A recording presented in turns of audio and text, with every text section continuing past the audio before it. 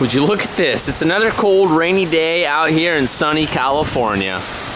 Because the weather is keeping us inside today, we're gonna spend a few more hours on the S14 before one of our cars leaves for the LZ Invitational. You guys remember that ball joint I screwed up on the lower control arm? Well, it finally came in, so we pressed it in this morning. We threw it in the car, so we're gonna be reassembling the front LCA and front suspension components of the S14. And then we have a few things to drop off at paint and pick up at paint, and there's a few more S14 chores to get done. Are we getting the intake manifold today? No, but our front bumper is done, which we haven't shown to them yet. If it ain't the intake manifold, I want it. You don't know how to put wheels on. Oh, I finally get to sit on the floor. Stop hiccuping. I can't. It's been hiccuping for the past like 10 minutes. I can't. What can I do? Driving me. Oh, stop being ugly. You can't just do that. Can you go get me a 19, Deep Socket 19? Oh, you're in peril now. Say sorry to me. Say sorry. No. Okay then.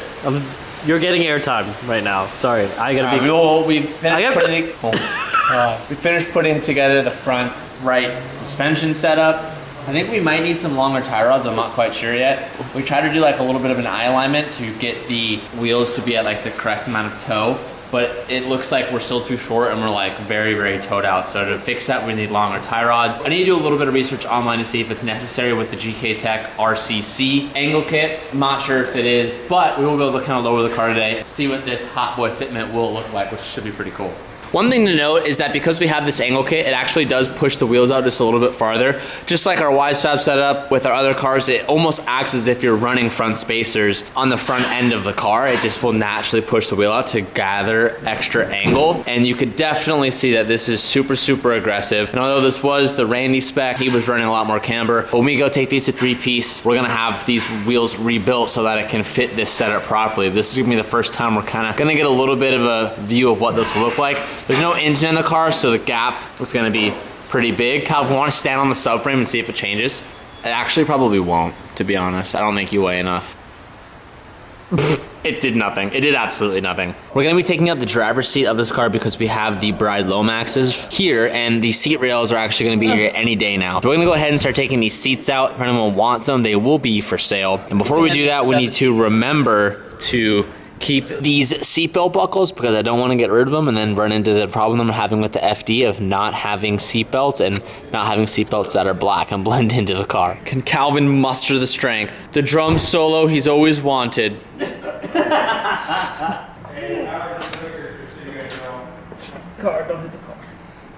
And also to preserve the life of these seats, to get them off of the floor of the shop while everyone's walking over them, we're gonna just place them in the car now, and it kind of looks kind of cool. The rails still aren't here, but they should be here soon.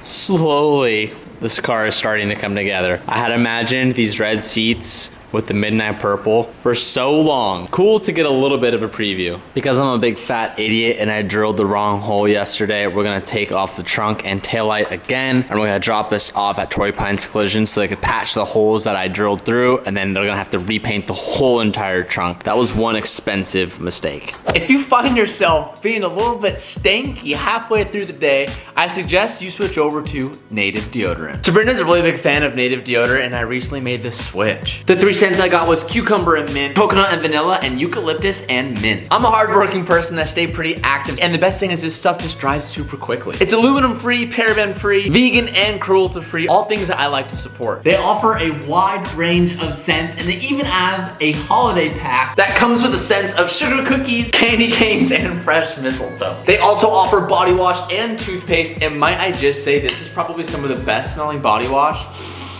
I've ever smelled. As the holiday season approaches, this is a great stocking stuffer that you can add for yourself or maybe a family member, friend, or partner. 3 deodorants are usually $36, but if you guys use my code, you guys can save $24 off, which is 33%. Additionally, with my code, you can also save up to 20% off when it comes to body wash and toothpaste. Take advantage of this deal. All the boys out there, I promise you, your girls will thank you. It smells phenomenal. Thank you, Native, for sponsoring today's video, and now let's get back to it.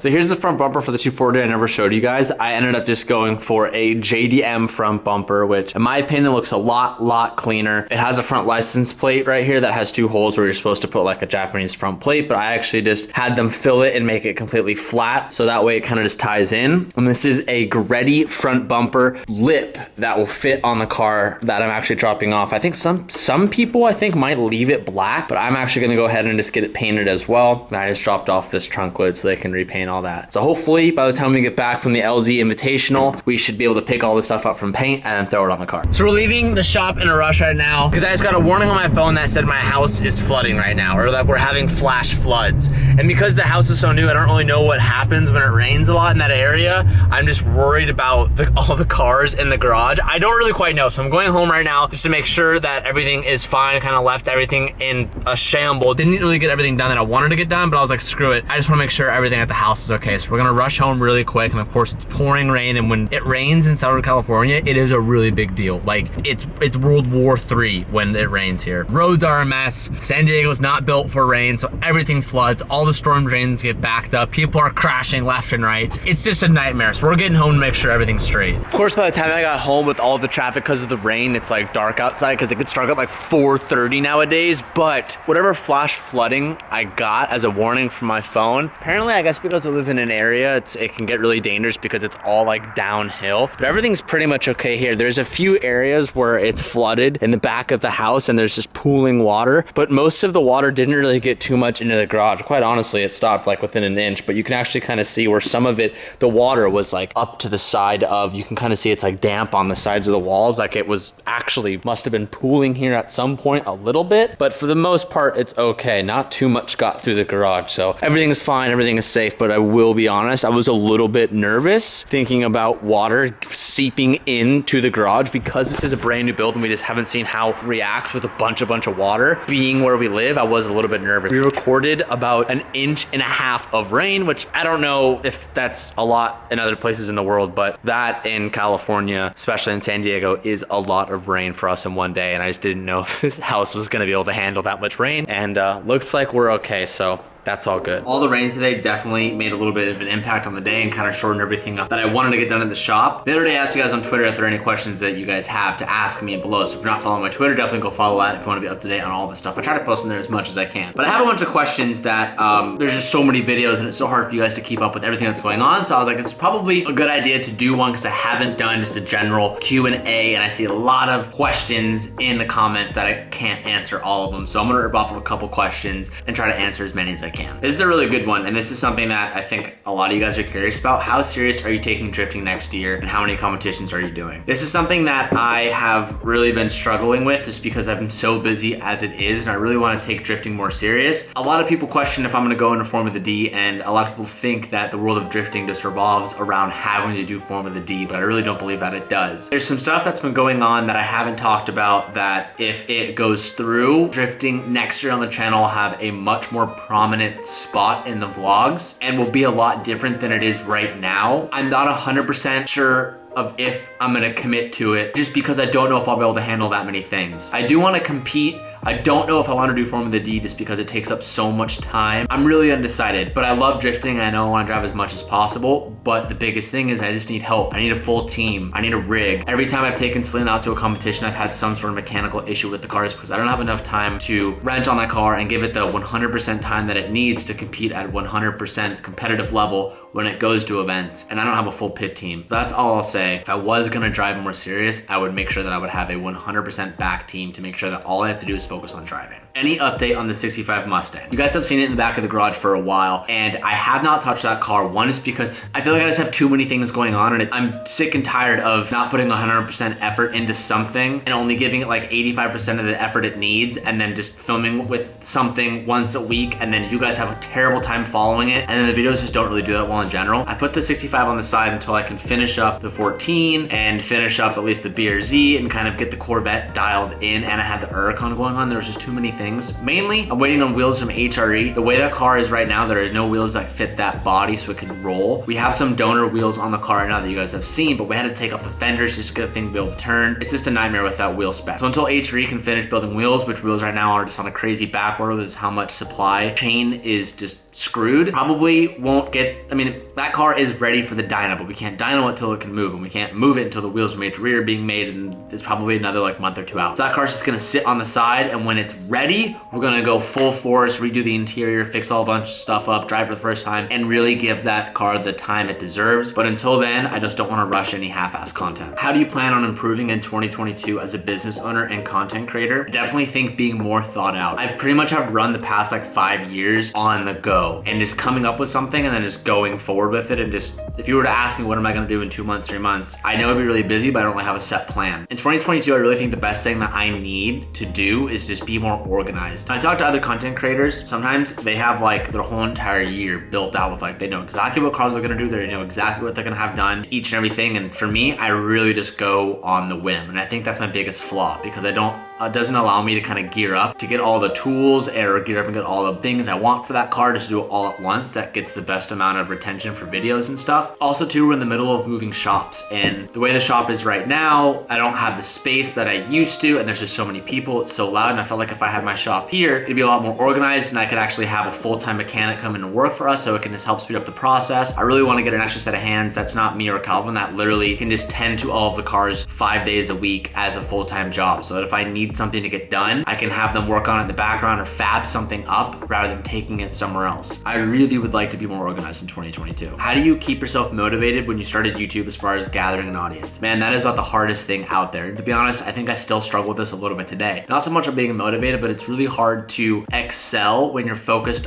on people that aren't yourself. And I feel like when you're starting YouTube, you're looking at other creators that are the same size as you, or you're just comparing yourself to me, or you're comparing yourself to like any other larger scale YouTuber. And it's really, really hard on your mental self when you compare yourself and you're like, damn, I did this and it only did this well, but this person did the same thing and they did this well. That will kill you internally. And I still struggle with that today. And I think every creator does. Try not to, as hard as it is, not to compare yourself to anyone else other than your own statistics. One, comparing yourself to someone else, your mind will naturally find a way to tear yourself down. Your mind will naturally find a way to make you feel crummier about the said situation. That alone, I think, just ruins your own creative cloud you might have going on in your head. But two, it distracts you from what you really should be focusing on, and that is yourself, and noticing if your analytics aren't growing, what can you do to change that? And more importantly, making sure you can follow your own analytics, make sure you're not on a downward scale. And if you are on a downward scale, make sure to put all your attention in getting that up rather than giving all your attention kind of to that, but also to other people's channel. And it just like is a self-conflicting circle that goes round and round. My best answer to that isn't focus on being motivated, but it's focus on not worrying about anyone else other than yourself. Are you into NFTs? I am a little bit, and we actually do have some hunting company NFTs that are really dope that will be dropping very, very soon. That's all I'm gonna say about that. A question that is reoccurring that I keep seeing: what is your long-term goal with the channel? My honest answer is I don't know, and that is something that I struggle with every single day. I don't really know where the channel is gonna be in 5 years or where I will be in 5 years, just because of how fast this industry changes every day. Like, things are always molding into like different opportunities. So I think the opportunities are endless, and I feel like I need to figure out what I want, you know, the type of content to be in a set amount of years, or what I want this like goal to be, because I don't have one. And I do think that is my biggest weakness at the moment. I think that without goals, you can't really achieve much.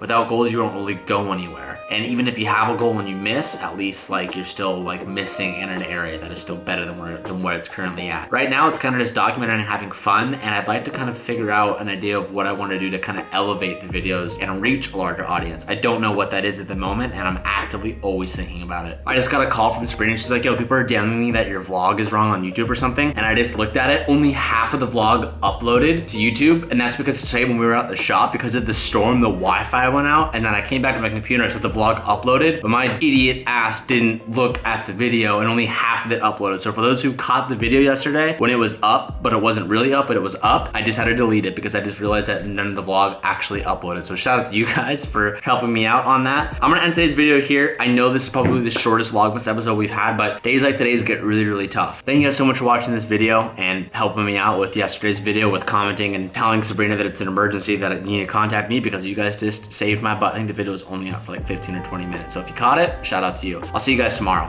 Peace out and keep moving forward.